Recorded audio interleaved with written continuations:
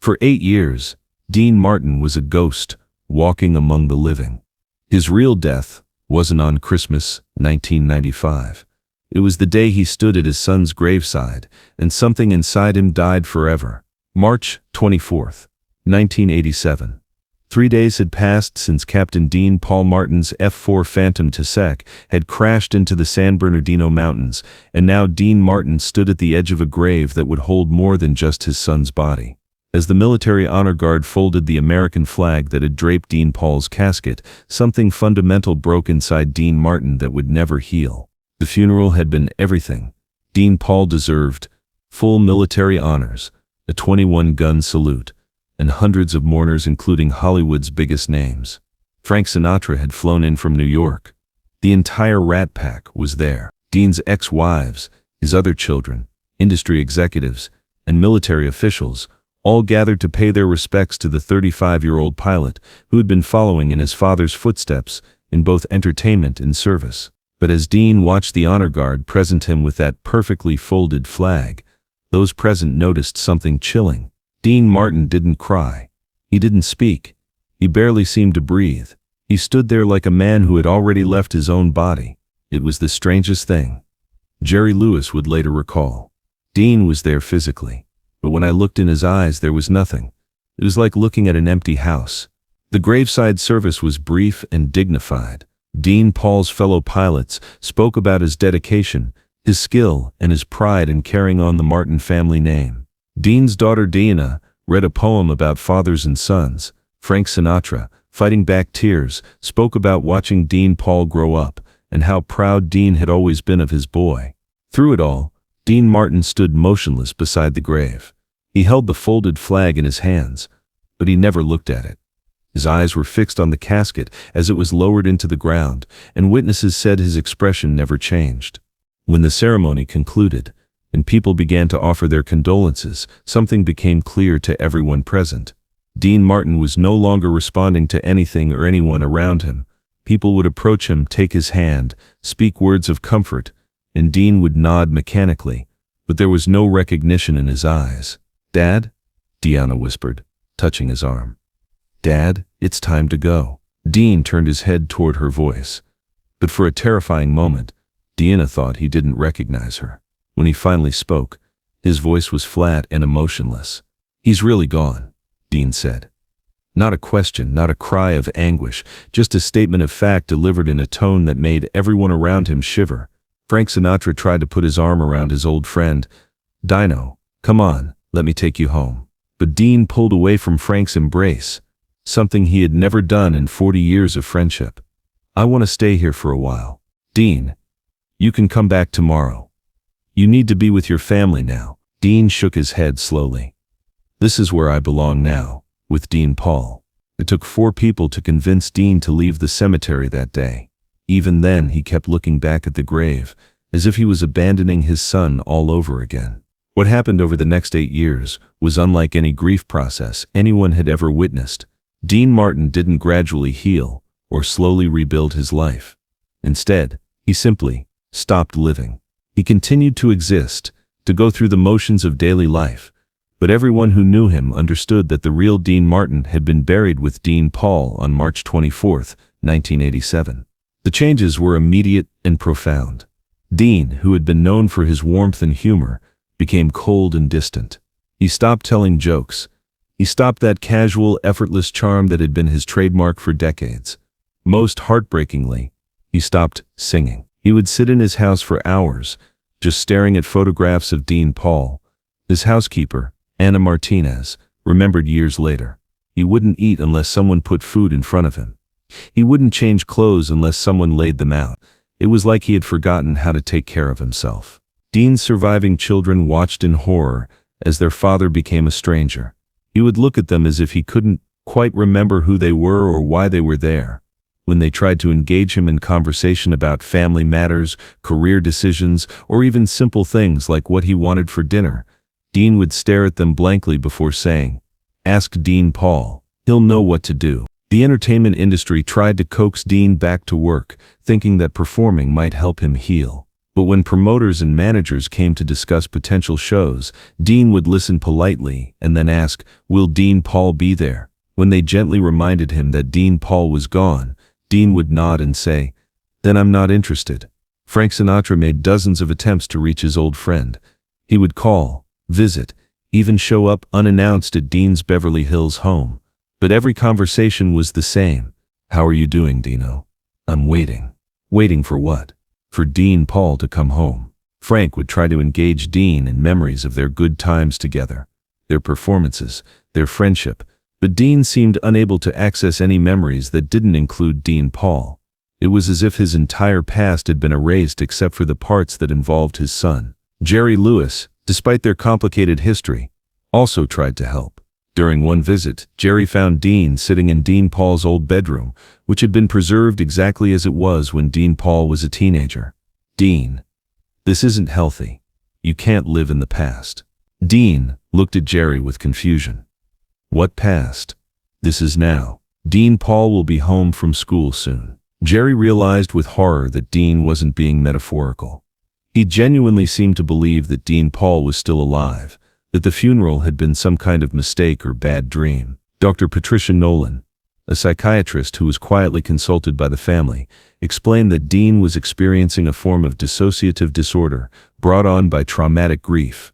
He's created a psychological wall between himself and the reality of his son's death. Dr. Nolan told Dean's daughter Claudia, "In his mind, accepting Dean Paul's death would mean accepting his own death, so his psyche has simply rejected the entire reality." The most disturbing aspect of Dean's condition was how he began to fade physically. He stopped caring about his appearance, lost significant weight, and seemed to be aging at an accelerated rate. People who saw him during this period described him as looking translucent, as if he was slowly disappearing. "It was like watching someone die in slow motion," said Charlie Hodge, Dean's longtime friend and employee. Every month, there was less of him there. Not just physically, but spiritually. Dean Martin was evaporating. Dean's business affairs fell into chaos. He stopped signing contracts, paying bills, or making any decisions about his career or finances. His management team had to take over completely, but they faced an impossible situation. How do you manage the career of someone who no longer acknowledges that they have a career? The few times Dean ventured out in public during those 8 years, witnesses described encounters that were both heartbreaking and disturbing. He would sometimes approach strangers who reminded him of Dean Paul Moule, young men in their 30s with dark hair, and begin conversations as if they were his son. "Dean Paul, there you are," he would say. "Your mother has been looking for you." When gently corrected by family members or friends, Dean would become confused and withdrawn, as if he couldn't understand why everyone was pretending not to see Dean Paul. During the last few years of this period, Dean began spending most of his time at the cemetery. He would drive there in the morning and sit by Dean Paul's grave for hours, having full conversations with the headstone. Cemetery groundskeepers reported that Dean would bring 2 cups of coffee and would set one on Dean Paul's grave while drinking the other. He would update his son on family news, discuss business decisions, and ask for advice about everything from what to have for dinner to whether he should return Frank's phone calls. "Mr. Martin treated that grave like it was his son's office," said groundskeeper Miguel Santos. "He would sit there and talk, just like they were having a business meeting. Sometimes he would laugh, like Dean Paul had told him a joke. It was beautiful and terrible at the same time." On December 25, 1995, Dean Martin's body finally caught up with his spirit. He was found in his bedroom, having died peacefully in his sleep on Christmas morning. But those closest to him understood that this was just the physical conclusion of a death that had occurred 8 years earlier. At Dean Martin's funeral, Frank Sinatra delivered a eulogy that shocked everyone present. "We're not here to mourn Dean Martin's death," Frank said, his voice breaking. "We're here to acknowledge what we've all known for 8 years. The Dean died on March 24, 1987, the day we buried Dean Paul. Today we're finally laying the rest of him to rest." Jerry Lewis, speaking at the service, was even more direct. Dean Martin was the walking dead for 8 years. He was a ghost who couldn't find his way to the light because he didn't want to go anywhere. His son couldn't follow. The most telling detail of Dean Martin's final years was found after his death. In his bedroom, investigators discovered a calendar where Dean had marked every single day since March 24, 1987, with a simple notation, day number without Dean Paul. December 25, 1995, was marked as day 3027, without Dean Paul. But perhaps even more revealing was what they found on his nightstand. A letter addressed to Dean Paul, dated the night before Dean died. Dear son, I've been waiting for you to come get me for 8 years now. I know you're busy up there, but I'm ready whenever you are. I've kept your room exactly like you left it, and I've been taking care of your mother and sisters like you asked me to. But I'm tired now. Dean Paul, I'm so very tired.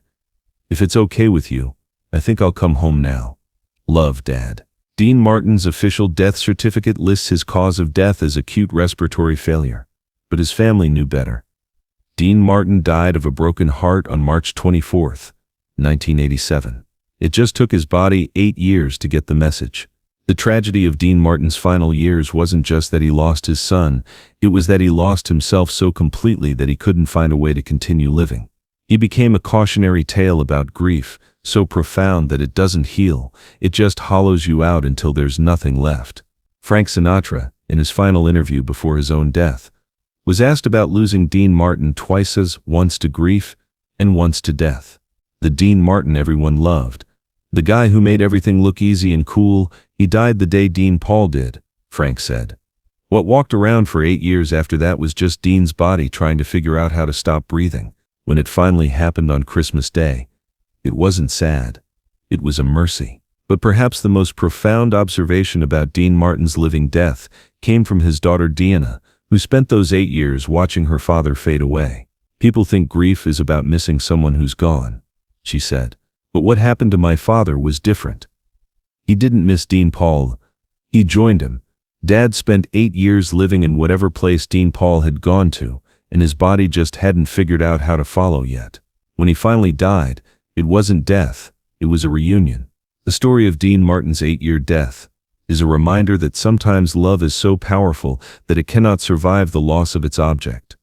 Dean Martin loved Dean Paul so completely that he literally could not exist in a world without him. On Dean Martin's gravestone, next to the dates that mark his physical life and death, his family added a smaller inscription that tells the real story. Reunited with Dean Paul March 24, 1987. Because that's when Dean Martin really died. December 25, 1995, was just when everyone else finally found out. If this story of love so powerful it conquers life itself moved you, make sure to subscribe and hit that notification bell. Share this video with someone who understands that some bonds between people are stronger than death itself. Have you ever loved someone so much that losing them felt like losing yourself? Let us know in the comments, and don't forget to check out our other videos about the unbreakable connections that define us.